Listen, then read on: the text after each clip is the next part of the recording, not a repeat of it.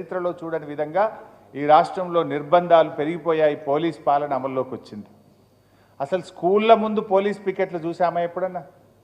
గురుకుల పాఠశాలల ముందు పోలీస్ పికెట్ల గురించి ఎన్నడన్నా విన్నామా అని నేను అడుగుతా ఉన్నా. చివరికి ముఖ్యమంత్రి గారి స్వంత గ్రామానికి వెళ్ళాలంటే లోకల్ పోలీస్ స్టేషన్లో అనుమతి తీసుకొని పోవాలన్నట. ఎప్పుడన్నా విన్నామా ఇలాంటి పరిస్థితి?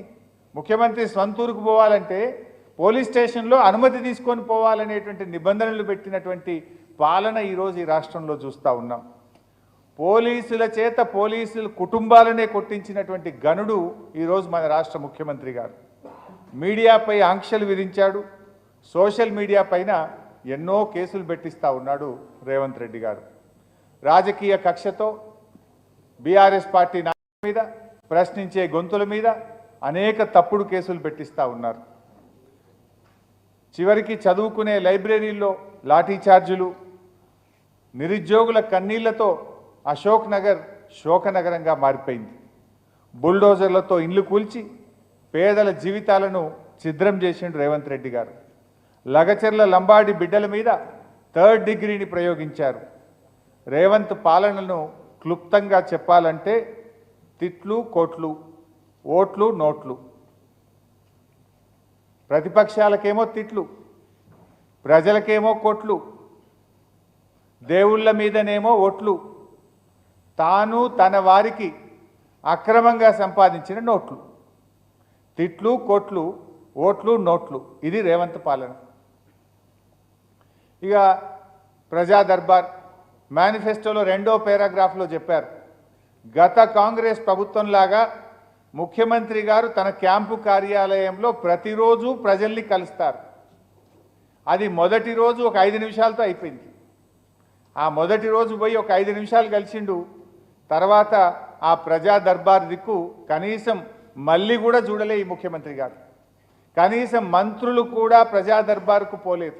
అంటే ప్రజలను కలిసే అవకాశమే లేకుండా పోయింది. చివరికి ముఖ్యమంత్రి గారు సెక్రటరియట్లో ఉండే 6th ఫ్లోర్కు ఎవరిని పోనీయరు. లిఫ్టు కేవలం ముఖ్యమంత్రి గారికి తప్ప ఏ లిఫ్ట్ కూడా 6th ఫ్లోర్కు పోకుండా అన్ని లిఫ్ట్లను బ్లాక్ చేశారు. దానికి మీరు జర్నలిస్టులే సాక్ష్యం. మీరు కూడా 6th ఫ్లోర్ పోవాలంటే మీ ఫోన్లు, పెన్నులు, మీ బుక్కులన్నీ కూడా పెట్టి డిపాజిట్ చేసిపోయే పరిస్థితి తెచ్చారంటేనే ఏ రకమైన పాలన ఈ రాష్ట్రంలో జరుగుతూ ఉందో, ప్రజాస్వామ్యం ఎట్లుందో దానికి మీరే సాక్ష్యం. ఇకపోతే అసలు ఈ పాలన, ముఖ్యమంత్రి గారి పాలన ఒక నెగటివ్ యాటిట్యూడ్తో ప్రారంభమైంది. అందుకే అన్ని నెగటివ్ ఫలితాలు వస్తున్నాయి. అసలు ఆయన ప్రారంభమే నేను ప్రజాభవన్ ముందు ఇనుప కంచెలు గులగొడుతున్నా అని ఆయన ప్రారంభమే కూల్చివేతలతో ప్రారంభమైంది. ఆయన అడుగులన్నీ నెగటివ్ యాటిట్యూడ్తోనే ప్రారంభమైనాయి. అంటే ఒక ప్రతికూల దృక్పథంతో, నెగటివ్ యాటిట్యూడ్తో రేవంత్ రెడ్డి పాలన ప్రారంభమైంది.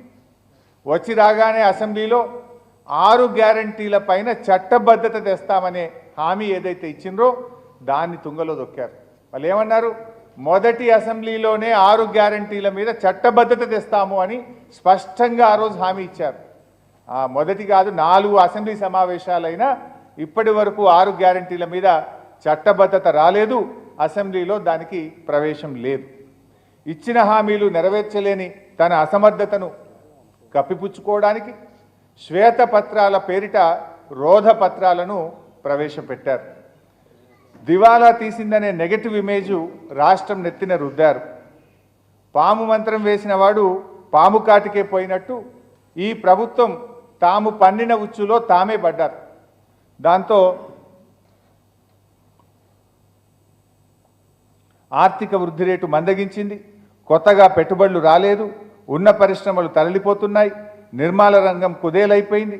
Real estate డమాలైపోయింది. అంటే రేవంత్ యొక్క ఇమ్మెచ్యూరిటీ, ఇన్క్యాపబిలిటీ, నెగటివ్ యాటిట్యూడ్ వల్ల రాష్ట్రం అన్ని రంగాల్లో కూడా నిస్తేజం అలుముకుంటా ఉంది. అదే కేసీఆర్ గారి పాలన మీరు చూసినట్టయితే టోటల్లీ పాజిటివ్ యాటిట్యూడ్. 10 ఏళ్ల కేసీఆర్ గారి పాలన మీరు చూస్తే 62,000 కోట్ల నుంచి బడ్జెట్ను 3 లక్షల కోట్లకు పెంచిన ఘనత కేసీఆర్ గారిది. 5 లక్షలున్న జిఎస్డిపి 14.5 లక్షల కోట్లకు పెంచింది కేసీఆర్ గారి ప్రభుత్వం. 1,24,000 రూపాయలున్న తలసరి ఆదాయం 3,47,000 రూపాయలకు పెంచింది 10 ఏళ్ల బీఆర్ఎస్ పాలన. 27,000 కోట్లున్న సేల్స్ ట్యాక్స్ 73,000 కోట్లకు పెరిగింది. రిజిస్ట్రేషన్ల ఆదాయం 2,500 కోట్ల నుంచి 13,000 కోట్లకు పెరిగింది. 1,31,00,000 ఎకరాలున్న సాగు విస్తీర్ణం 2,22,00,000 ఎకరాలకు పెరిగింది. ఐటీ ఎగుమతులు 1,10,000 కోట్ల నుంచి 3,33,000 కోట్లకు పెరిగాయి. అంటే కేసీఆర్ గారి మార్కు పాలన దేశానికి దిక్సూచి అయితే రేవంత్ మార్పు పాలన దేశం ముందు నవ్వుల పాలైంది. కేసీఆర్ మార్పు పాలన దేశానికి దిక్సూచి అయితే రేవంత్ చెప్పిన మార్పు పాలన దేశం ముందు నవ్వుల పాలైంది. ఇది వీళ్ళు తెచ్చినటువంటి మార్పు. మరి ఇందాక మనం అనుకున్నట్టు ప్రజాస్వామ్యం అనేది రాష్ట్రంలో కూని అయిపోయింది. వీళ్ళు చెప్పిన 7వ గ్యారంటీ అనేది నవ్వుల పాలైపోయింది. ఒక్కసారి వీళ్ళ ప్రజాస్వామ్యం ఎట్లుందో, ప్రజాపాలన ఎట్లుందో ఒక వీడియో చూద్దాం.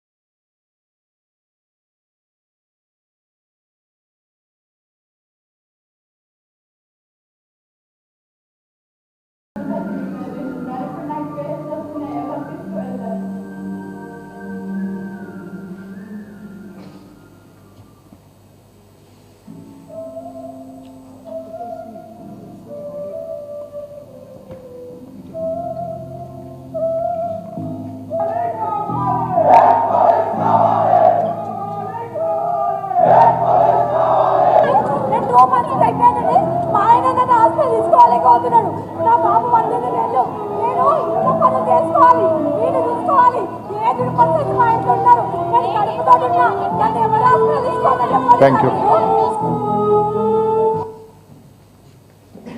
ఈ రకంగా ఇంకా చాలా ఉన్నాయి. కానీ అసలు రోడ్డెక్కని రంగమే లేదు. రైతుల్ని రోడ్డెక్కించారు, నిరుద్యోగుల్ని రోడ్డెక్కించారు, అవ్వా తాతల్ని రోడ్డెక్కించారు, పోలీసులు రోడ్డెక్కించారు, నిరుద్యోగులు రోడ్డెక్కారు. అన్ని వర్గాల ప్రజల్ని కూడా ఈ ఏడాది కాలంలో రోడ్డెక్కించినటువంటి ఘనత రేవంత్ రెడ్డి గారి ప్రభుత్వం. ఇంకా వచ్చి రాగానే అనాలోచిత ప్రకటనలు, ఆగమాగం. గచ్చిబౌలి నుంచి శంషాబాద్ ఎయిర్పోర్ట్కు మెట్రో రైలు రద్దు, ఫార్మా సిటీ రద్దు, హైదరాబాద్లో 10 గంటలకే వాణిజ్య వ్యాపారాలన్నీ బందు, హైడ్రా పేరిట కూల్చివేతల పేరిట అరాచకం. అంటే ఇవన్నీ కూడా ఒక నెగిటివ్ యాటిట్యూడ్. దాంతో ఏమైంది, మొత్తం కూడా వ్యాపార సంస్థలు వెనక్కిపోతూ ఉన్నాయి, పెట్టుబడులు వెనక్కిపోతూ ఉన్నాయి. దాంతో నాలుక గరుచుకొని అన్నీ తూచి అన్నాడు. లేలే మెట్రో రైలు రద్దు కాదు, రూటు మార్పు అంటాడు. ఫార్మాసిటీ రద్దు కాదు, కొంత మాత్రమే పెడతా అంటాడు. 10 గంటలకు దుకాన్లు బంద్ అంటాడు. లేలే ఇది మళ్ళీ 1 గంట దాకా పెంచుతా అంటాడు. కానీ ఏమైంది, జరగాల్సిన డ్యామేజ్ జరిగిపోయింది. హైదరాబాద్ బ్రాండ్ ఇమేజ్ ఆగమైపోయింది. పెట్టుబడి పెట్టే సంస్థలు పునరాలోచనలో పడ్డాయి. రేవంత్ యొక్క అపరిపక్వ వైఖరితో రాష్ట్ర ప్రగతి మసకబారింది. పరిపాలనలో కూడా వైఫల్యమే. నిజంగా చెప్పాలంటే ఆగమాగం. మీరు చూస్తే ఇది ఎంత తత్తర బిత్తర ప్రభుత్వం అంటే, హైదరాబాద్ నగరానికి సంవత్సరంలో 3 పోలీస్ కమిషనర్లు మారారు. ట్రాన్స్కో సీఎండీలు 4 మారారు. జిహెచ్ఎంసీ కమిషనర్లు 3 మారారు. రంగారెడ్డి కలెక్టర్లు 3 మారారు. ఇట్లా చెప్పుకుంటూ పోతే అంత ఆగమాగం, శాఖల మధ్య సమన్వయం లేదు. ముఖ్యమంత్రి స్వయంగా నిర్వహిస్తున్న విద్య, ఎస్సీ, ఎస్టీ, మైనార్టీ శాఖల్లోనే పరిస్థితులు అత్యంత దారుణంగా అస్తవ్యస్తంగా ఉన్నటువంటి పరిస్థితి. ఇలా పాఠశాలల్లో గురుకుల విద్యార్థులు విష ఆహారం తిని ప్రాణాలు కోల్పోతున్న పరిస్థితి. మద్యం అమ్మకాలు పెరగడం లేదని, ప్రజల్ని ఇంకా మద్యం బాగా తాగించండి అని 31 మంది ఎక్సైజ్ అధికారులకు మెమోలు ఇచ్చిన ప్రభుత్వం రేవంత్ ప్రభుత్వం.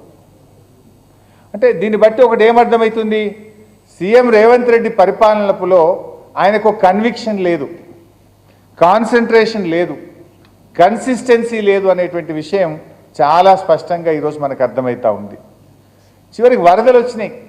మీరందరూ ఖమ్మంలో, మహబూబాద్లో వరదలు వస్తే చూశారు. వరద సహాయక చర్యల్లో కూడా ఈ ప్రభుత్వం దారుణంగా ఫెయిల్ అయిపోయింది.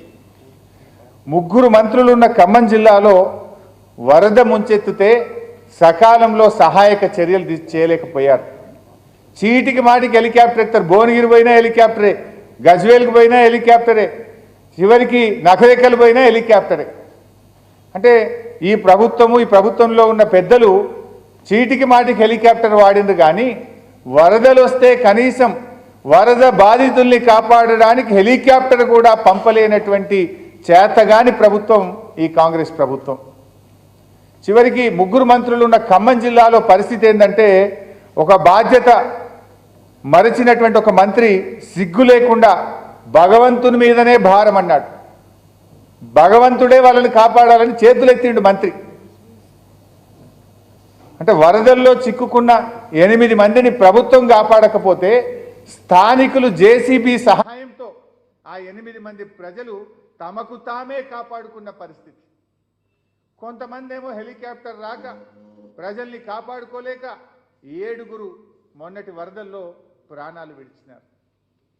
7 ప్రాణాలు పోవడానికి ఈ ప్రభుత్వ వైఫల్యం కారణం. వరద బాధితుల్ని ఆదుకోవడంలో కూడా ప్రభుత్వం చాలా దారుణంగా ఫెయిల్ అయిపోయింది.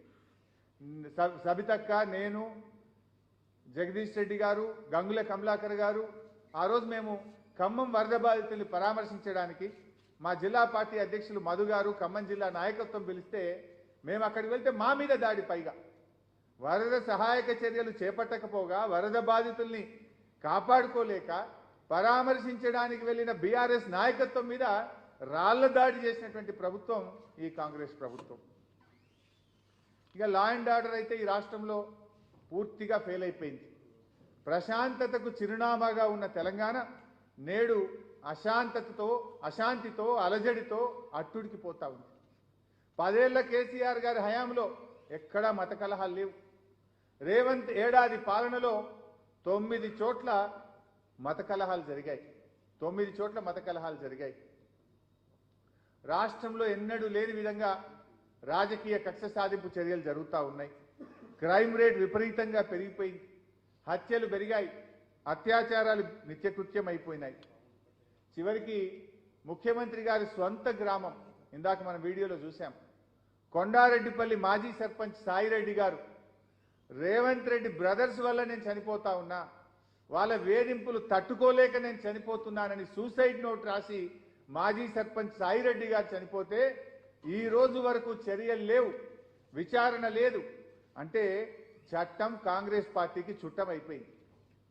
ఈ చట్టం గాంధీ భవన్లో ఆధారంగా ఈ రాష్ట్రంలో ఈరోజు చట్టం అమలవుతా ఉంది. ఎవరి మీద కేసులు పెట్టాలనో, ఏ సెక్షన్లు పెట్టాలనో, ఎఫ్ఐఆర్ ఎప్పుడు ఇవ్వాలనో గాంధీ భవన్లో ఇచ్చే సూచనల మీద ఈరోజు రాష్ట్రంలో చట్టం పనిచేస్తున్నటువంటి పరిస్థితి. అంటే పరిపాలన మీద పట్టులేక, శాంతి భద్రతలు సరిగ్గా నిర్వహించలేక, హోంమంత్రిగా కూడా ముఖ్యమంత్రి స్వయంగా ఉండి ఈరోజు శాంతి భద్రతల్ని కాపాడడంలో పూర్తిగా ఈ ప్రభుత్వం ఫెయిల్ అయిపోయింది. శాంతి భద్రతల వైఫల్యం వల్ల కూడా ఈరోజు రాష్ట్రంలో పెట్టుబడులు పెట్టడానికి అనేక మంది ముందుకు రాక వెనక్కి వెళ్ళిపోతున్నటువంటి పరిస్థితి ఉంది. ఇకపోతే 6 గ్యారంటీల విషయంలో మనందరికీ తెలుసు. 10 ఏళ్ల కేసీఆర్ గారి పాలన చూశాం. ఎన్నికల ముందు హామీ ఇచ్చిన కేసీఆర్ గారు అనేక పథకాలు అమలు చేశారు. హామీ ఇవ్వకుండా అనేక పథకాలు అమలు చేశారు. ఎన్నికల్లో చెప్పని రైతు బంధును తెచ్చింది కేసీఆర్.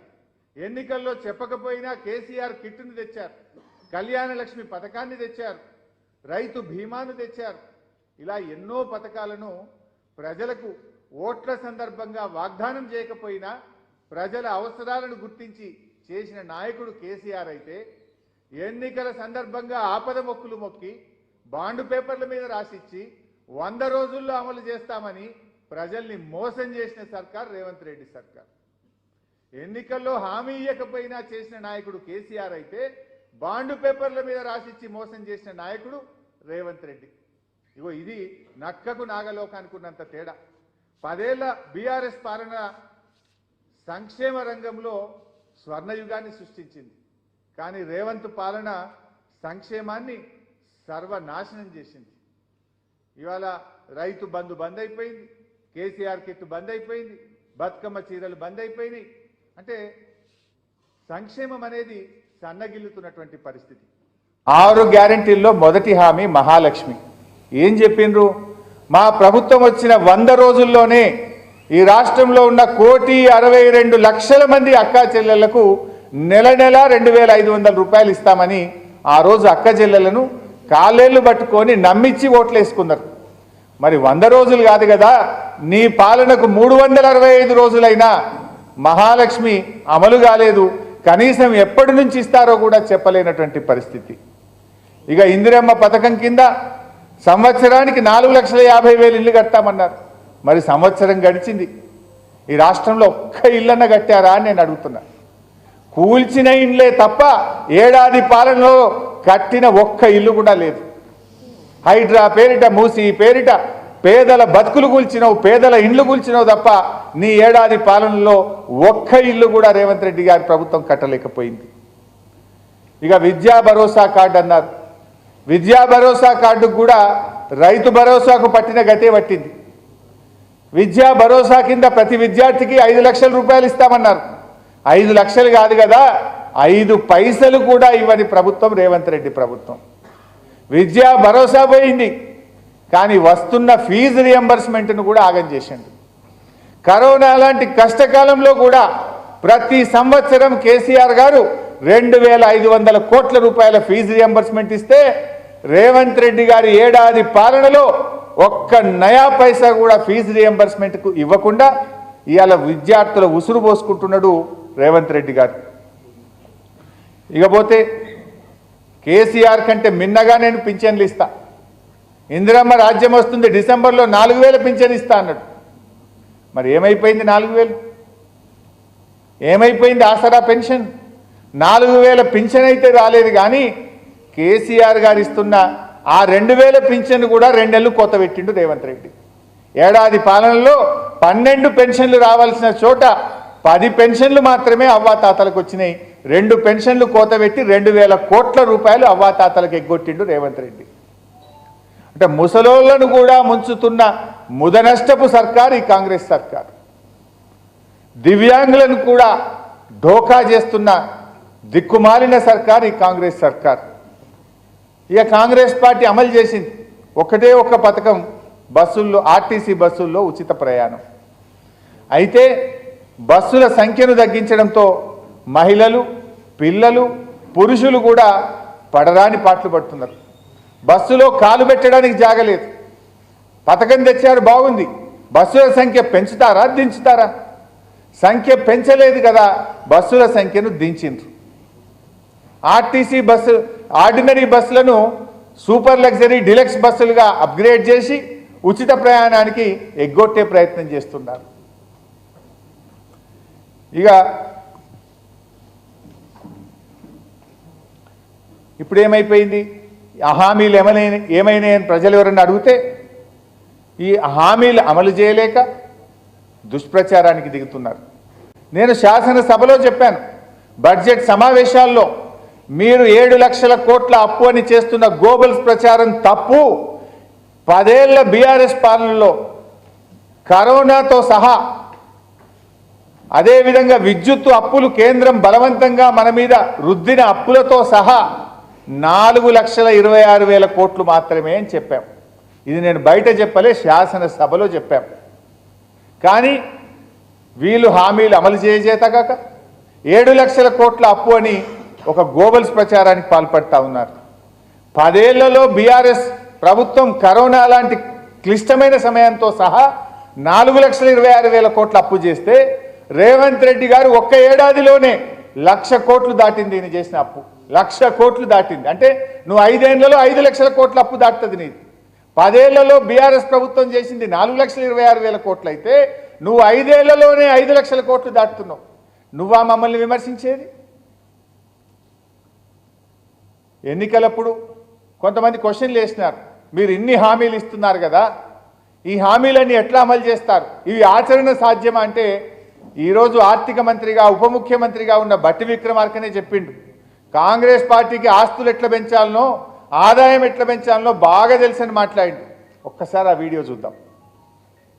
కోసం రకరకాల హామీలు ఇచ్చారు, కానీ ఆ హామీలు నెరవేర్చడానికి అయ్యే ఖర్చు ఇప్పుడు రాష్ట్ర ఆదాయం కన్నా 3 ఇంతలు ఉంది.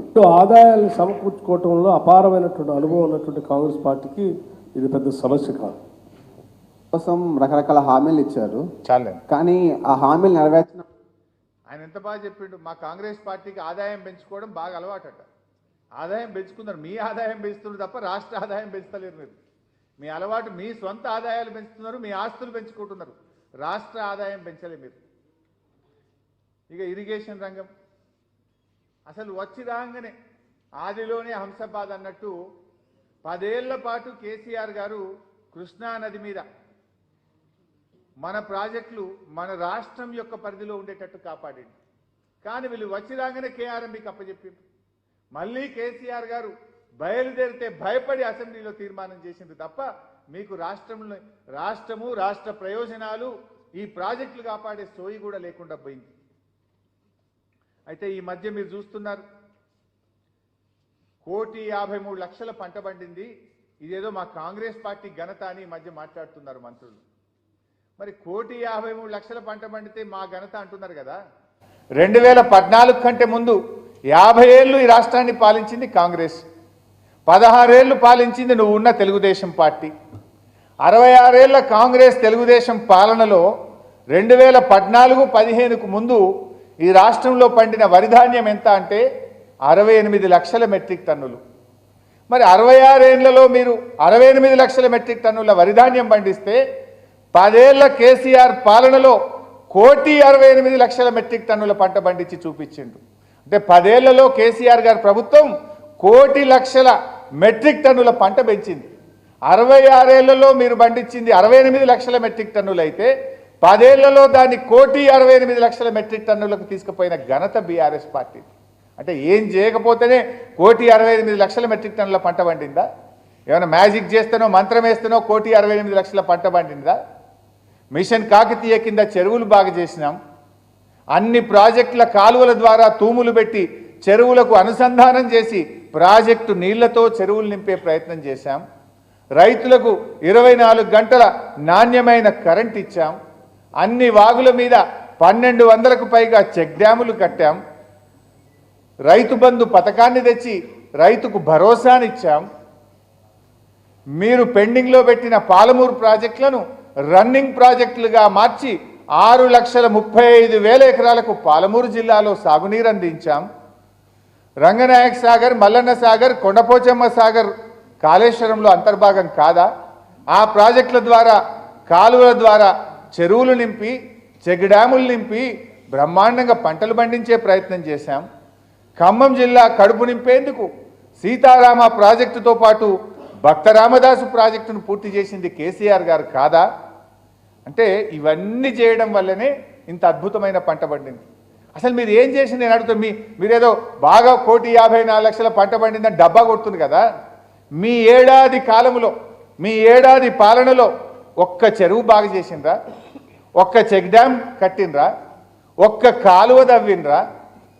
మీరు నిజంగా పంట పండడానికి మీరు చేసిన ఒక్క పని చెప్పండి. 10 ఏళ్ల కేసీఆర్ కృషి కదా, అది బీఆర్ఎస్ ప్రభుత్వ కృషి కదా. మీరు ఏం చెప్పిండ్రు? ప్రతి సంవత్సరం 6.5 లక్షల ఎకరాల కొత్త ఆయకట్టు తెస్తా అని అసెంబ్లీలో గంభీరంగా ప్రకటించిండు ఉత్తమ్ కుమార్ రెడ్డి గారు. నేను అడుగుతున్న ఏడాది అయింది కదా, పోదాం పారి, యాడికి పోదాము? 6.5 లక్షల ఎకరాలు కాదు, 6,500 ఎకరాల కన్నా 1% ఎక్కడన్నా నీళ్ళు ఇచ్చారేమో చూపించండి.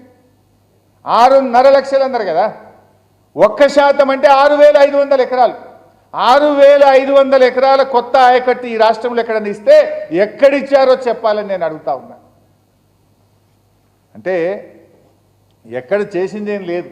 గత ప్రభుత్వం చేసిన పనులకే రిబ్బన్లు కత్తిరించుకుంటూ కొబ్బరికాయలు కొట్టుకుంటూ తిరుగుతున్నారు. నిన్న నల్గొండ పోయిండు, యాదాద్రి థర్మల్ ప్లాంట్ కేసీఆర్ చేసిందే, మెడికల్ కాలేజు కేసీఆర్ కట్టిందే, ఆ ఉదయ సముద్రం ప్రాజెక్టు కేసీఆర్ కట్టింది. వాటికి కొబ్బరికాయలు కొట్టొచ్చింది తప్ప మీ ఏడాదిలో 3 నువ్వు చేసింది ఒక్కటి చెప్పు నాకు. నిన్న నువ్వు కొబ్బరికాయ కొట్టింది అట్లా ఒక్కటని ఉన్నదా 3? ఇక పాలమూరు రంగారెడ్డి ఎత్తిపోతల పథకం, నేను పాలమూరు బిడ్డను అని తెగరెచ్చిపోతాడు. నీ ఏడాది పాలనలో పాలమూరు రంగారెడ్డి ప్రాజెక్టులో తట్టెడు మట్టెత్తిన వారు రేవంత్ రెడ్డి అని నేను అడుగుతా ఉన్నా. నేను పాలమూరు బిడ్డనని చెప్పుకునే నైతిక హక్కే నీకు లేదు. నిజంగా నువ్వు పాలమూరు బిడ్డవైతే కొద్దిపాటి పని చేస్తే ఈ పాటికి పాలమూరు ప్రాజెక్టులోని అన్ని రిజర్వాయర్లు నింపేటువంటి అవకాశం ఉండే. కానీ దాన్ని పండబెట్టినావు, నువ్వు పాలమూరు ప్రజలకు అన్యాయం చేసినావు. అంటే దీన్ని బట్టి ఒక లైన్లో చెప్పాలంటే కేసీఆర్ పాలనలో ఇరిగేషన్ పెరిగింది, రేవంత్ పాలనలో ఇరిటేషన్ పెరిగింది.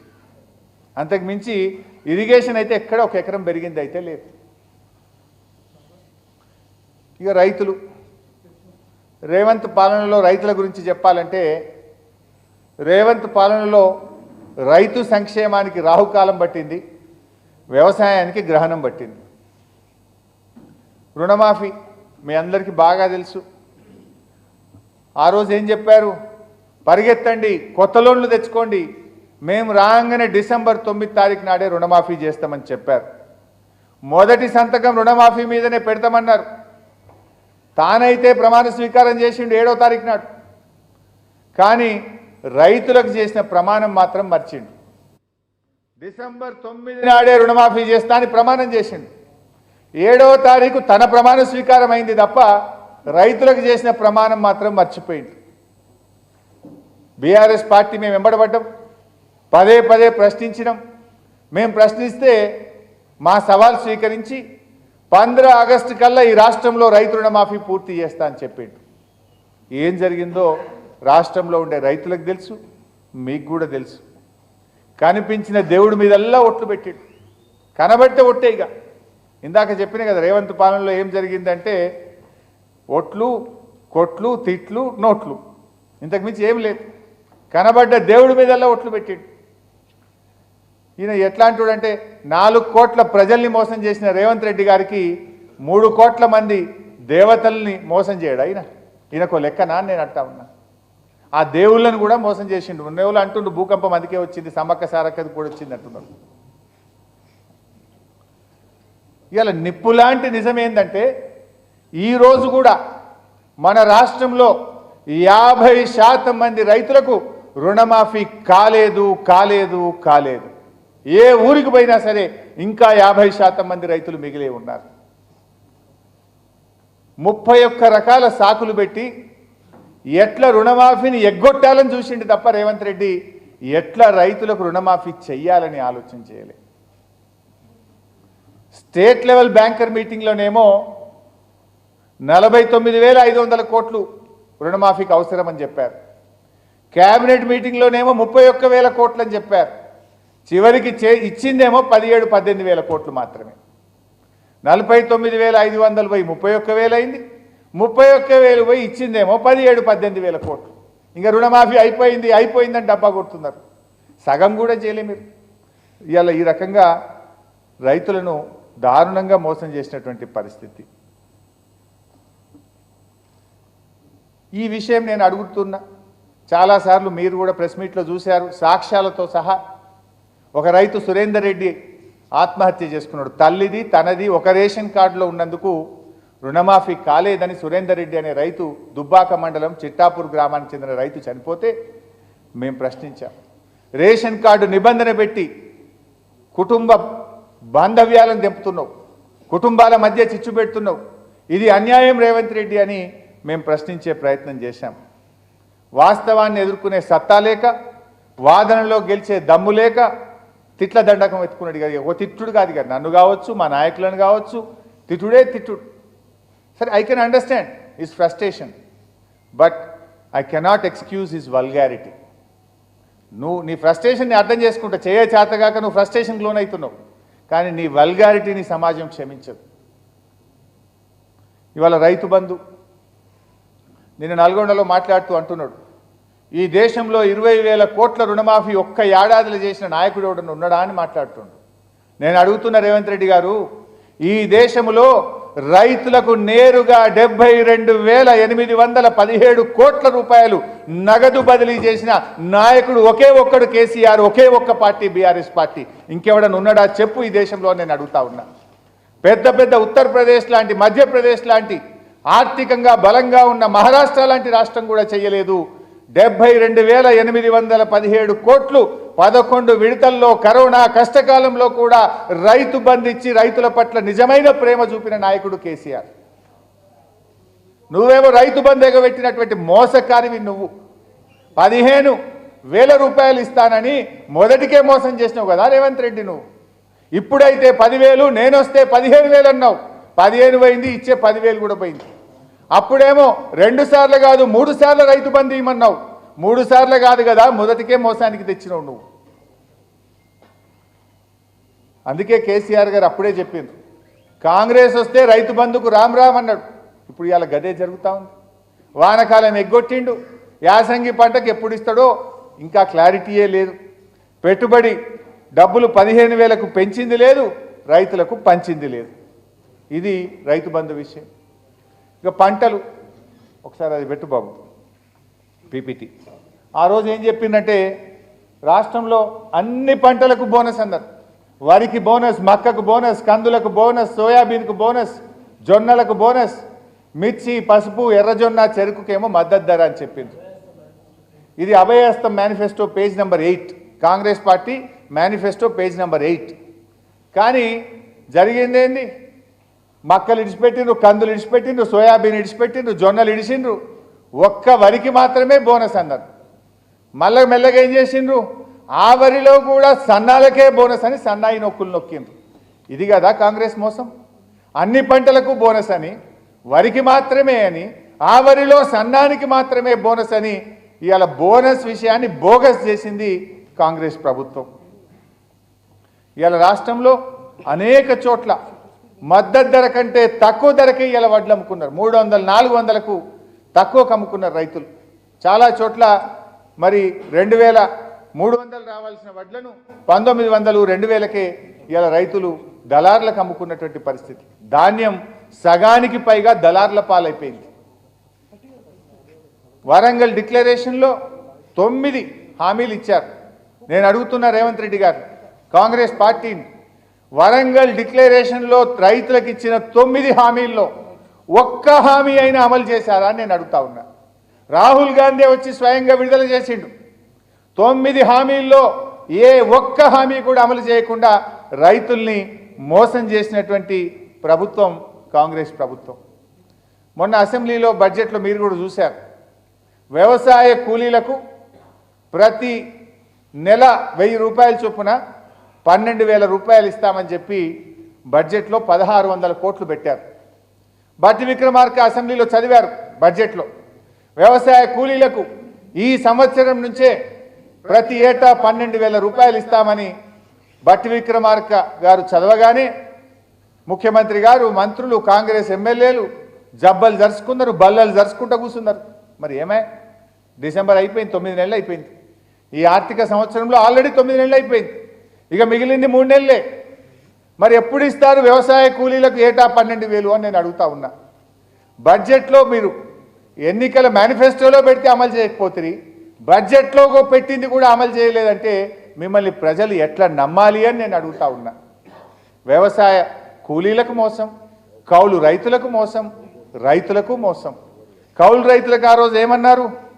కౌలు రైతుకి ఇస్తాం, రైతుకు ఇస్తాం, రైతుకి ఇచ్చామని కౌలు రైతుకి ఎగ్గొట్టాం, కౌలు రైతుకి ఇచ్చామని రైతుకి ఎగ్గొట్టమన్నారు, ఇద్దరికి ఎగ్గొట్టారు. నా రైతుకి ఇయ్యలే, నా కౌలు రైతుకి ఇయ్యలే, ఎవరికి ఇయ్యలే రైతు బంధు. ఇది జూటా మాటల కాంగ్రెస్. ఇకపోతే నిరుద్యోగులు, యాక్చువల్గా చెప్పాలంటే నిరుద్యోగుల రెక్కల కష్టంతో రేవంత్ రెడ్డి గద్దెనెక్కిండు. వీళ్ళు ఏం చేసిండు ఆ రోజు? రాహుల్ గాంధీ, రేవంత్ రెడ్డి అశోక్ నగర్ సెంట్రల్ లైబ్రరీకి పోయి నిరుద్యోగులతో మీటింగ్ పెట్టి నమ్మించి మొదటి సంవత్సరంలోనే 2 లక్షల ప్రభుత్వ ఉద్యోగాలు ఇస్తామని, ఉద్యోగం దొరికేదాకా 4000 భృతి ఇస్తామని, పిల్లలకు పోటీ పరీక్షలకు ఫీజు లేకుండా చేస్తామని వాళ్ళను నమ్మించి వాళ్లకు బస్సులు ఇచ్చి ఊర్లల్లో తిప్పి తల్లిదండ్రుల కాళ్ళు మొక్కిచ్చి నిరుద్యోగుల రెక్కల కష్టం మీద గద్దెనెక్కిండు రేవంత్ రెడ్డి. కానీ అధికారంలోకి రాగానే ఆ నిరుద్యోగుల డొక్కల గుద్దిండు, నిరుద్యోగుల రెక్కలు విరిచిండు రేవంత్ రెడ్డి. ఒక్కటన్నా అమలు చేసినావా? పోటీ పరీక్షలకు ఫీజు లేకుండా చేస్తా అన్నావు, కానీ ముక్కు వింటి ఫీజు వసూలు చేసినావు. 2 లక్షల ఉద్యోగాలు ఇస్తా అన్నావు.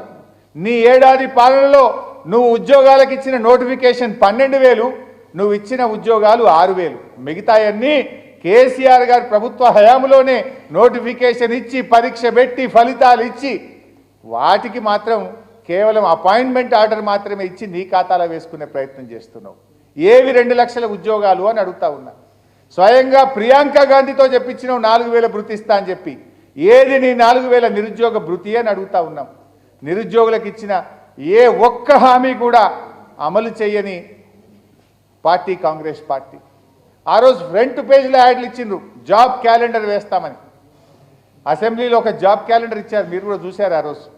ఏం లేదు, అది జాబ్లెస్ క్యాలెండర్. అది జాబ్ క్యాలెండర్ కాదు, జాబ్లెస్ క్యాలెండర్ రేవంత్ రెడ్డి గారు ప్రకటించింది. ఆ జాబ్లెస్ క్యాలెండర్ని చూసి నిరుద్యోగులంతా కూడా నివ్వరబోయిన పరిస్థితి.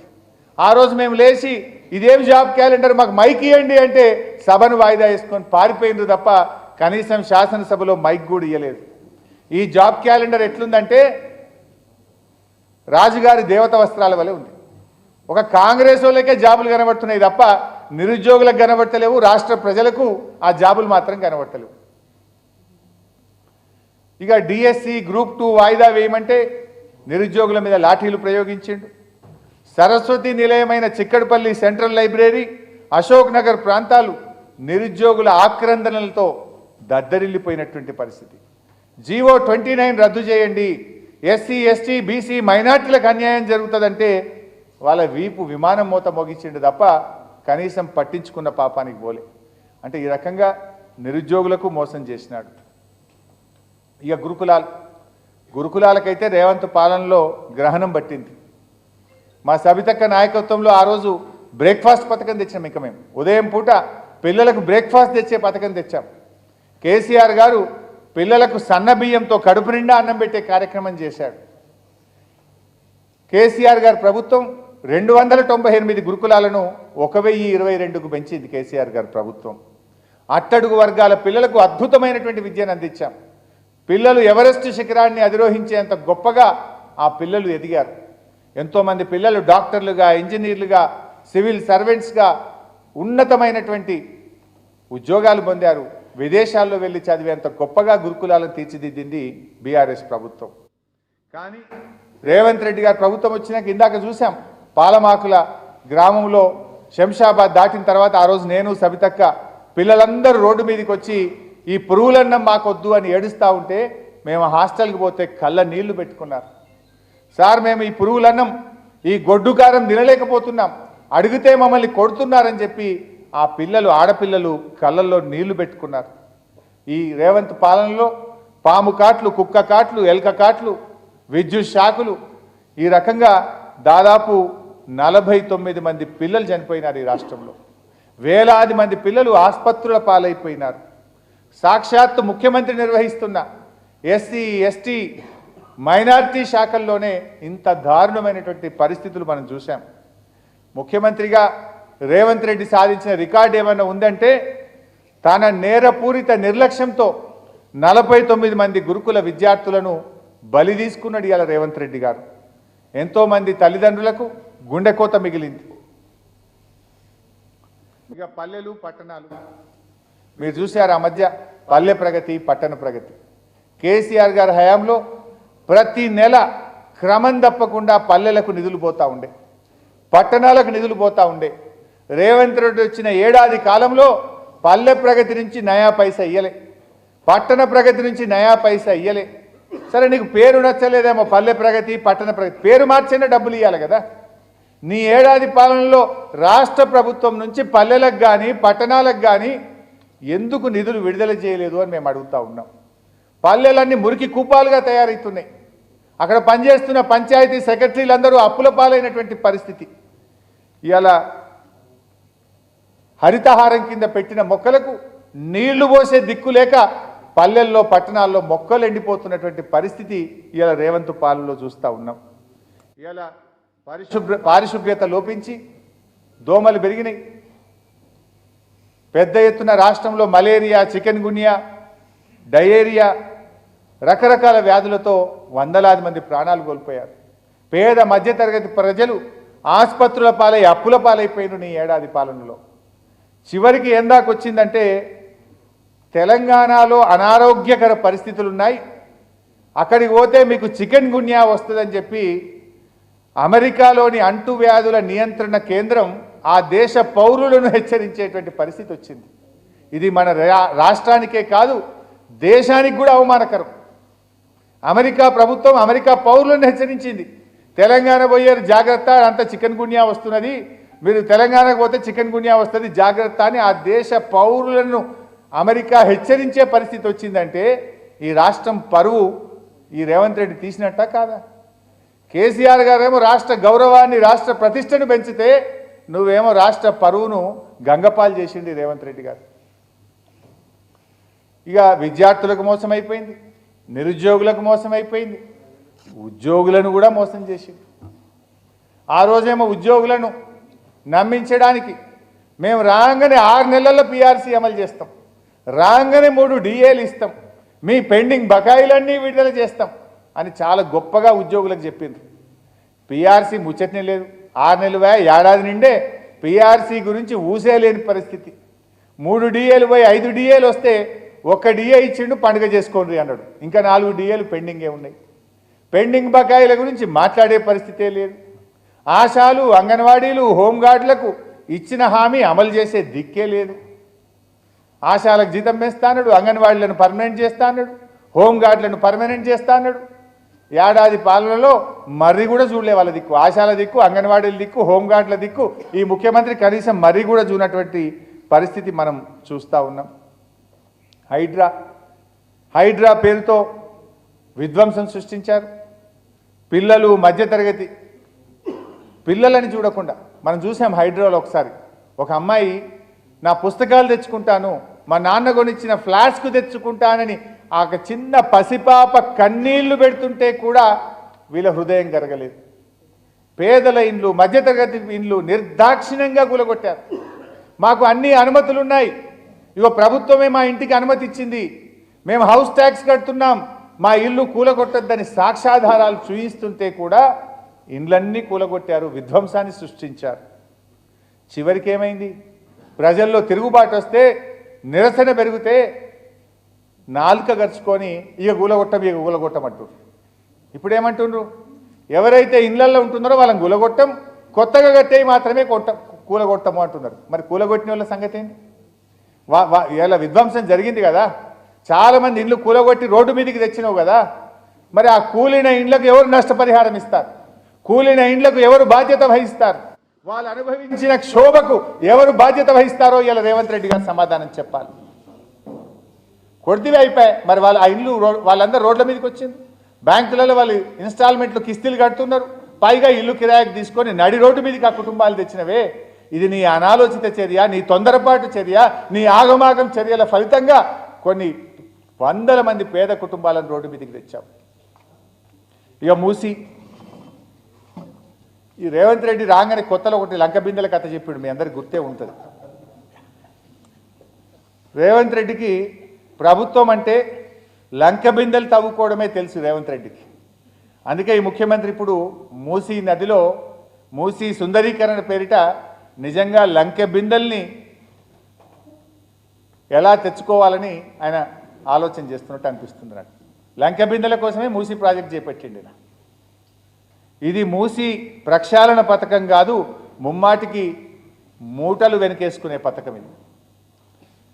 మూసీని ప్రక్షాళన చేయడమే నిజంగా నీ లక్ష్యమైతే నీళ్లు శుభ్రం చేసే దగ్గర నీ ప్రయాణం ప్రారంభం కావాలి.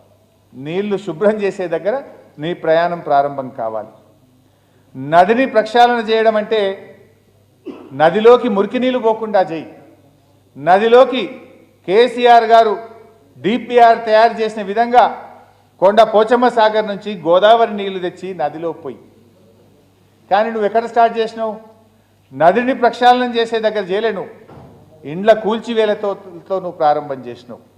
అంటే ఆ ఇండ్ల కూల్చివేత వెనుక ఉన్న కుట్రేంది? భూములు ఆక్రమించాలి, రియల్ ఎస్టేట్ వ్యాపారం చేయాలి, తన అనుయాయులకు పంచిపెట్టాలి. నిజానికి మూసీ ప్రక్షాళన బీఆర్ఎస్ పార్టీ ప్రారంభించింది. దాంట్లో భాగంగానే 21 ఎస్టీపీల నిర్మాణం శరవేగంగా పూర్తి చేసింది. నిజాయితీ ఉంటే ఎలా రేవంత్ రెడ్డి గారు మిగతా ఎస్టీపీలు కట్టి గోదావరి నీళ్లు తెచ్చి మూసీని శుభ్రం చేయాలి. ఇలా 16,000 కోట్ల రూపాయలతోనే మూసీలోకి స్వచ్ఛమైన గోదావరి జలాలు పారించడానికి బీఆర్ఎస్ పార్టీ ప్రణాళిక రూపొందించింది.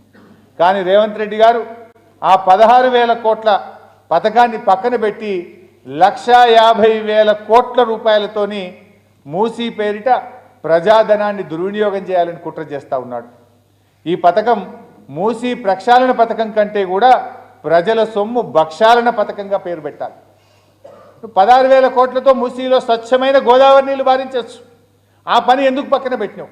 ఆల్రెడీ బీఆర్ఎస్ ప్రారంభించినటువంటి ఆ ప్రయత్నాన్ని ఎందుకు పక్కన పెట్టినావు? నీ ప్రయత్నం మూసీ ప్రక్షాళన, మూసీ పేరిట నిధుల భక్షాలన. నీ మూసీ ప్రక్షాళన అయితే నువ్వు మురికి నీరు రాకుండా చేయి, స్వచ్ఛమైన గోదావరి నీళ్ళని తెచ్చి ఆ మూసీలో పారించే ప్రయత్నం చేయి.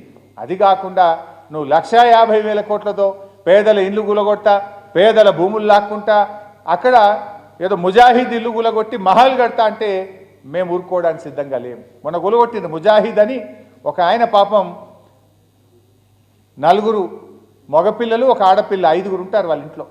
అందరి పెళ్ళిళ్ళు అయినాయి. 8 రూములు ఉంటాయి వాళ్ళకు. 8 రూములు ఉన్న ముజాహిద్ ఇల్లు ఊలగొట్టిండు, ఒక డబుల్ బెడ్రూమ్ ఇచ్చి అందులో పోయి ఉండు అన్నాడు. మరి అవుతుందా అది? ఇప్పుడేమంటాడు, ముజాహిద్ ఇల్లు ఉంటేనేమో నష్టమట, మాల్ కడితే మాత్రం పర్వాలేదట. ముజాహిద్ ఇల్లు కూలగొడతా, మాల్ కడతా అంటాడు రేవంత్ రెడ్డి. అంటే ఇది తప్పు. నువ్వు మూసీ సుందరీకరణ కాదు, మూసీ ప్రక్షాళన చేయమని బీఆర్ఎస్ పార్టీ ప్రశ్నించింది. ఆ మాట అన్నందుకు ఎంత అనాగరికంగా రేవంత్ రెడ్డి మాట్లాడతారంటే, ప్రతిపక్ష నాయకుడిని పట్టుకొని మూసీలో పడిచేస్తావని శాపనార్థాలు పెట్టినటువంటి సంస్కారహీనుడు ఈ రేవంత్ రెడ్డి. ఇవాళ మూసీ నిర్వాసితులు కానీ, హైడ్రా బాధితులు కానీ కంటికి మంటికి ఏకదారంగా ఏడుస్తూ ఉన్నారు. నీ ఏడాది పాలన మీద 7 దోషుల మట్టి పోసి ఇవాళ శపిస్తూ ఉన్నారు మూసీ బాధితులు, హైడ్రా బాధితులు. ఇప్పటికైనా వాళ్ళని ఆదుకో. ఇక ఫార్మాసిటీ, గతంలో ఫార్మాసిటీ కోసం బీఆర్ఎస్ పార్టీ 14,000 ఎకరాల భూసేకరణ చేసింది. ఆ రోజు ఇదే రేవంత్ రెడ్డి, బట్టి విక్రమార్క, సీతక్క గారు, కోదండరెడ్డి గారు వీళ్ళందరూ కూడా అక్కడికి వచ్చి కాంగ్రెస్ వస్తే మీ భూములు మీకు వాపసిస్తాం, ఫార్మాసిటీని రద్దు చేస్తామని ఏకబిగిన చెప్పారు. ఆ రోజు మమ్మల్ని బదనాం చేసే ప్రయత్నం చేసిండ్రు. ఇప్పుడేం చేస్తున్నారు? లేలే 14,000 జాలవి, ఇంకా 30,000 ఎకరాలు గుంజుకుంటాం, ఫార్మాసిటీని ఎత్తగొడతాం, 4th సిటీ పెడతా అంటుండు రేవంత్ రెడ్డి. అంటే నువ్వు మాట్లాడింది ఏంది, నువ్వు చేస్తున్నది ఏంది? ఆనాడేమో 14,000 ఎకరాలు వాపసిస్తా అన్నావు, ఇవాళేమో 14,000 పక్కన ఇంకా 30,000 ఎకరాలు రైతుల భూములు లాక్కుంటా 4th సిటీ పెడతా అని చెప్పి ఇవాళ రేవంత్ రెడ్డి గారు మాట్లాడుతుండ్రు. ఈ ఫార్మాసిటీని పక్కన పెట్టిండు, లగచర్లకు బయలుదేరిండు, న్యాల్కల్ మండలానికి బయలుదేరిండు.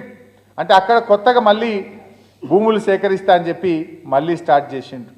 అంటే అందుకే మనం చూసాం, ఈ కొత్తగా మళ్ళా పల్లెల్లో భూములు తీసుకుంటే లగచెర్ల రైతులు తిరగబడ్డారు, న్యాల్కల్ రైతులు నిరసనలు తెలియజేస్తున్నటువంటి పరిస్థితి కూడా మనం చూస్తున్నాం.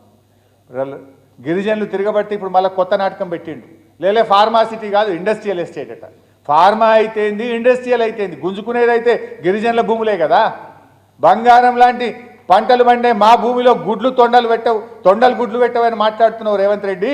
వచ్చి చూడు అని గిరిజన ఆడపిల్లలు పొలాలను చూపించుకుంటా మాట్లాడుతుంటే నీకు మరి చెవులు వినబడతలేవు, నీ కళ్ళు కనబడతలేనట్టు కనబడతా ఉంది. బంగారం లాంటి పంటలు పండుతున్నాయి, తొండలు గుడ్లు పెట్టవని మమ్మల్ని గిరిజనుల్ని అవమానపరుస్తున్నావని గిరిజనులు తిరగబడుతున్నారు. నువ్వు అక్కడ ఫార్మాసిటీని రద్దు చేసి ఇండస్ట్రియల్ సిటీ కాదు మా భూములు ఇవ్వమంటున్నారు. మొన్న మా కేటీఆర్ చెప్పినట్టు నీకు ఉంది కదా 500 ఎకరాల భూమి, ఆ భూమి అక్కడ పెట్టు ఇండస్ట్రియల్ ఎస్టేట్ కల్వకుర్తిలా. పేదలకు ఉద్యోగాలు, నీకు నిజంగా అంత ప్రేమ ఉంటే గిరిజనుల భూములు కాపాడు. ఇవాళ ఇంకొక విషయం మీరు కూడా గమనిస్తున్నారు, తన ఫెయిల్యూర్ను ప్రతిపక్షాల మీద వేస్తాడు రేవంత్ రెడ్డి. ఏదైనా ఫెయిల్ అయిందనుకో, ఇది ప్రతిపక్షాల కుట్ర అంటాడు. ఆయన ఫెయిల్యూర్ని ఆయనకు ఒప్పుకునే గుణం కూడా లేదు. ఫెయిల్యూర్ను ఒప్పుకోవాలి, దాన్ని సరిచేసి ముందుకు పోవాలి ఒక ముఖ్యమంత్రి. అప్పుడు ప్రజాస్వామ్యం గొప్పగా ఉంటుంది, నీ పరిపాలన బాగుంటుంది. కానీ ఆ ఫెయిల్యూర్ను దాటవేయడానికో, ఆ ఫెయిల్యూర్ను కప్పిపుచ్చుకోవడానికో, ప్రజల దృష్టి మరల్చడానికో ప్రతిపక్షాల మీద నెపం పెడుతుంటాడు మన రాష్ట్ర ముఖ్యమంత్రి. ఎక్కడ నిరసన చెలరేగినా, ప్రభుత్వంపై ప్రజలు తిరగబడినా ప్రతిపక్షం కుట్ర అని ప్రచారం చేయడం రేవంత్ రెడ్డికి రివాజుగా మారింది. వరద బాధితుల నుంచి హైడ్రా బాధితుల దాకా, లగచెర్ల నుంచి దిలావర్పూర్ దాకా, నిరుద్యోగుల నుంచి పోలీసుల దాకా ఎవరు రోడ్డెక్కినా వారి వెనుక ప్రతిపక్షమే ఉందంటాడు రేవంత్ రెడ్డి. చివరికి గురుకుల పాఠశాలలో ఫుడ్ పాయిజన్ అయి పిల్లలు ఆసుపత్రుల పాలైతే, పిల్లలు చనిపోతే దాని వెనుక కూడా ప్రతిపక్షం కుట్ర ఉందంటాడు. అంటే ప్రజలు చేసిన పోరాటాలని తట్టుకోలేక ప్రతిపక్షాలు రెచ్చగొట్టాయని చెప్పి ఇవాళ నిందలు వేస్తున్నాడు రేవంత్ రెడ్డి గారు. ఆ మధ్య మీరు చూసుంటారు, అది కూడా ఒక పెద్ద జోక్. కరెంటు పోతుండే ఆ మధ్యలో, మాటి current పోతుందంటే Harish Rao line మెన్లతో jail కలిపి కరెంట్ తీపిస్తుండు అన్నాడు. అంటే ఈయన ఏమన్నా కానీ ఆయన ఫెయిల్యూర్ను పక్కోని మీద ఉపుతాడు. Harish Rao line మెన్లతో చేయగలిపిండట, current తీపిస్తుండట. ముఖ్యమంత్రి ప్రభుత్వాన్ని పాలిస్తున్న నువ్వా నేనా? అంటే ఈ రకంగా పక్క వాళ్ళ మీద నిందలు వేసి నెపాలు పెట్టి తన తప్పులను కప్పిపుచ్చుకోవాలని చూస్తున్నాడు. ఇకపోతే అజ్ఞాన వ్యాఖ్యలు, ఇదైతే జోకు. మన ముఖ్యమంత్రి కదా, ఈయన చెప్పిన మాటలు విని పరీక్ష రాస్తే పిల్లలు ఫెయిల్ అయిపోతారు. నవిపోదురుగాక నాకేంటి సిగ్గన్నట్లు ముఖ్యమంత్రి గారు అనేక మార్లు తన అజ్ఞానాన్ని బయటపెట్టుకున్నారు. ముఖ్యమంత్రి పదవినే నవ్వుల పాలు చేస్తున్నాడు. హైదరాబాద్ చుట్టూ 3 సముద్రాలు ఉన్నాయట, అందుకే నావీ రాడార్ కేంద్రం దామగుండంలో పెడుతున్నాడు అంటాడు. రాష్ట్రం చుట్టూ 3 సముద్రాలు అయితే లేవు, కానీ ముఖ్యమంత్రి గారికి మాత్రం సముద్రం అంత అజ్ఞానం ఉందని జనం నవ్వుకుంటున్నారు. ఇక తెలంగాణలో బాక్రానంగల్ ప్రాజెక్టు ఉండెను అంటాడు. ఈ బాక్రానంగల్ అనే ప్రాజెక్టు హిమాచల్ ప్రదేశ్ రాష్ట్రంలో ఉంటుంది. బాక్రా నంగల్ 2 వేరు ప్రాజెక్టులు. ఆ స్థలాల ఆధారంగా దానికి బాక్రా అని ఒక ప్రాజెక్టుకు, నంగల్ అని ఒక ప్రాజెక్టుకు పేరు వచ్చింది. 2 కలిపి బాక్రా నంగల్ అని పిలుస్తారు. అది హిమాచల్ ప్రదేశ్లో ఉంటే అది తెలంగాణ రాష్ట్రంలో ఉండను అంటాడు మన ముఖ్యమంత్రి. ఇక హైదరాబాద్లో దిల్సుఖ్ నగర్లో విమానాలు అమ్ముతున్నారు అంటాడు.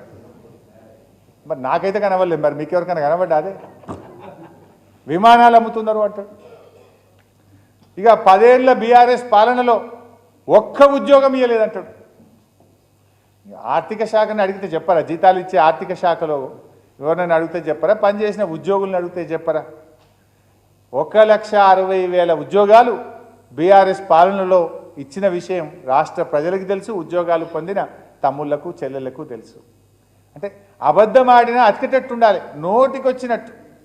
ఒకసారి ఎప్పుడో మాట్లాడుతూ మల్లన్న సాగర్లో 50,000 ఎకరాలు మునిగిపోయింది, మల్లన్న సాగర్ నిర్వాసితులకు ఒక్కిళ్ళు కూడా కట్టలేదని మాట్లాడిండు. నేను సవాల్ విసిరినా, తోక ముడిచిండు.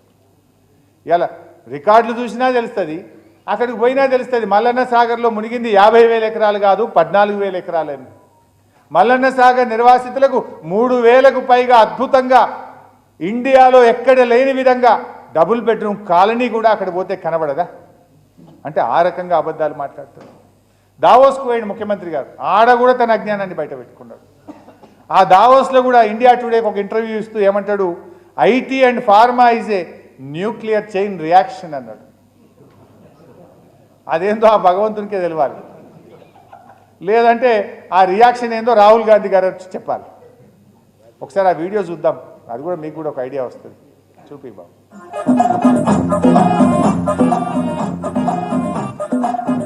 Sector pharma sector it's an nuclear chain reaction. మన నగరానికి మన రాష్ట్రానికి 3 వైపుల సముద్రం ఉన్నది. మనం ఏది కావాలన్నా కోటికో హ్యాబిట్స్కో పోయేది కొనుక్కోవాలంటే ఇవాళ అదే దిల్సునార్లో విమానం కావాలన్నా కొనుక్కునే పరిస్థితులు వచ్చినాయి.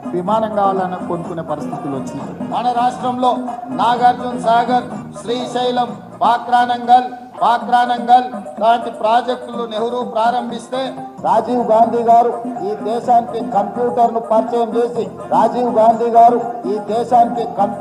పరిచయం చేసి ఏందని పేరు సత్యనారాయణ విప్రోకో ఇన్ఫోసిస్కో CEO సంవత్సరం. అయితే ఈ రకంగా తన పరువు తాను తీసుకోవడం కాదు, రాష్ట్రం పరువు తీసేస్తుంది. ఆ ముఖ్యమంత్రి కుర్చీకున్న పరువుని తీసేస్తున్నాడు.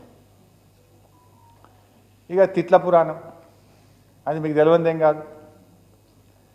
ఆ తిట్లన్నీ చూస్తుంటే నాకైతే ముఖ్యమంత్రి గారికి వాళ్ళు ఒక బిరుదు ఇవ్వాలనిపిస్తుంది, దుర్భాష దురంధరుడు.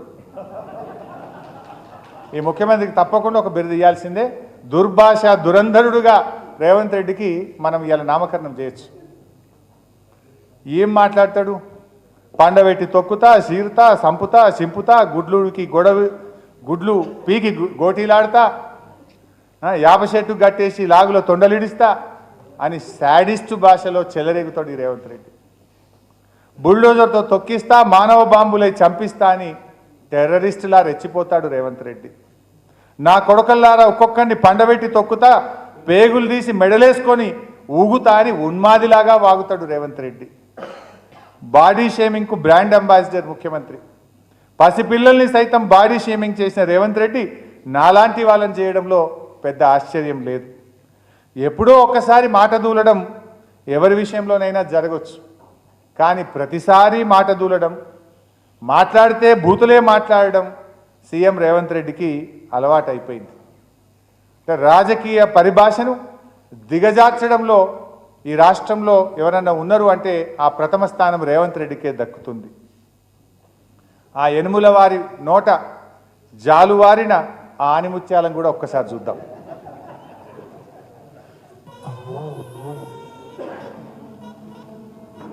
కార్యకర్తలు వాళ్ళని పట్టుకొని యాప చెట్టు కట్టేసి లాగుల కొండలిచ్చి కొడతారని చెప్పి నడి బజార్లో ఉరి తీయాలన్నా, 100 మీటర్ల గోతి తీసి పాతి పెట్టాలన్నా ముడ్డు మీద దంప అంటే బయటికి పోయారు. లోపల నా కొడుకులు ఛానళ్ళు ఉన్నాయి కదా అని అడ్డగోలు చేస్తే చూసుకుంటూ ఊకుంటా అంటారు.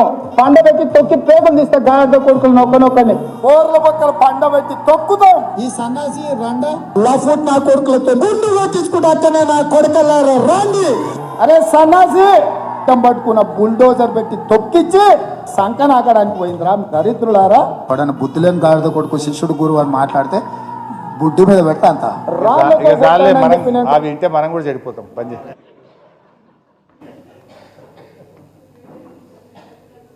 చిన్నపిల్లలు చూడగలరు అంటుంది అక్క. ఈ వీడియో రిలీజ్ చేస్తే చిన్నపిల్లలు చూడగలరు వద్దంటుంది.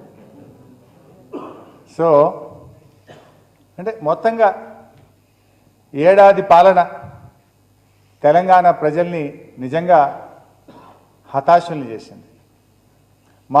మార్పు అంటే ఏదో మార్పు జరుగుతుందని, 6 గ్యారంటీలు 13 హామీలు 100 రోజుల్లో అమలు చేస్తారు. ఇది సోనియా గాంధీ మాట, ఇది రాహుల్ గాంధీ మాట, ఇది ప్రియాంక గాంధీ మాట అంటే ఢిల్లీ వాళ్ళు వచ్చే మాటిస్తుండ్రు, నిజంగా అమలవుతుందేమో అని ప్రజలు ఆశించారు. కానీ ఆ ఆశించి నమ్మి ఓటేసిన ప్రజలు ఇవాళ హతాశులు అయిపోయింది, టోటల్లీ డిసప్పాయింట్ అయిపోయింది. ఇలా 10 ఏళ్ళ కేసీఆర్ గారు చేసిన అభివృద్ధిని 10 ఏళ్లలో కేసీఆర్ గారు పెంచిన హైదరాబాద్ బ్రాండ్ ఇమేజ్ను ఒక్క ఏడాదిలోనే ఆగం చేసిండు రేవంత్ రెడ్డి గారు. పురోగమన తెలంగాణను తిరోగమన తెలంగాణగా మార్చారు. సంక్షేమం కూనరిల్లింది, సంక్షోభం ముంచుకొస్తున్నది. అభివృద్ధి జాడలేదు, అణిచివేత విరుచుకపడుతున్నది. మొత్తం మీద ఏడాది పాలన ఎడతెగని వేదననే మిగిల్చింది. ముఖ్యంగా ఏడాదిలో మనం చూస్తే ఫిరాయింపులు, దబాయింపులు, బుకాయింపులతోనే ఈ ఏడాది కాలం వెల్లబుచ్చిండ్రు రేవంత్ రెడ్డి గారి ప్రభుత్వం. ఆ మధ్య ఎక్కడో మాట్లాడుతూ గౌరవనీయులు కేసీఆర్ గారు ఏడాది సమయంలో ప్రజలు ఏం కోల్పోయారో వారికి అర్థమవుతుంది అని కేసీఆర్ గారు అన్నారు. ఇది అక్షర సత్యం కూడా. ఈ సత్యాన్ని జీర్ణించుకోలేని రేవంత్ రెడ్డి చాలా ఎగతాళిగా మాట్లాడుతున్నాడు, ఎగిరెగిరి పడుతున్నాడు. తెలంగాణ ప్రజలు ఏం కోల్పోయిందో మనకు తెలియదు అబ్బాయి సార్. రైతు బంధు కింద వానకాలం ఇచ్చే 7,500 కోట్ల రూపాయలు కోల్పోయిందా లేదా? ఫీజు రియంబర్స్మెంట్ కింద ప్రతి సంవత్సరం ఇచ్చే 2,500 కోట్లు విద్యార్థులు కోల్పోయినరా లేదా? కేసీఆర్ కిట్టు, బతుకమ్మ చీరల పేరిట అక్కా చెల్లెలు 1000 కోట్ల రూపాయలు కోల్పోయినరా లేదా? అవ్వాతాతలకు నెల నెల ఇచ్చే 2,000 పెన్షన్ 2 నెలలకు పెట్టిండు. నెలకు 1000 కోట్లు అంటే 2,000 కోట్లు కోల్పోయినరా లేదా?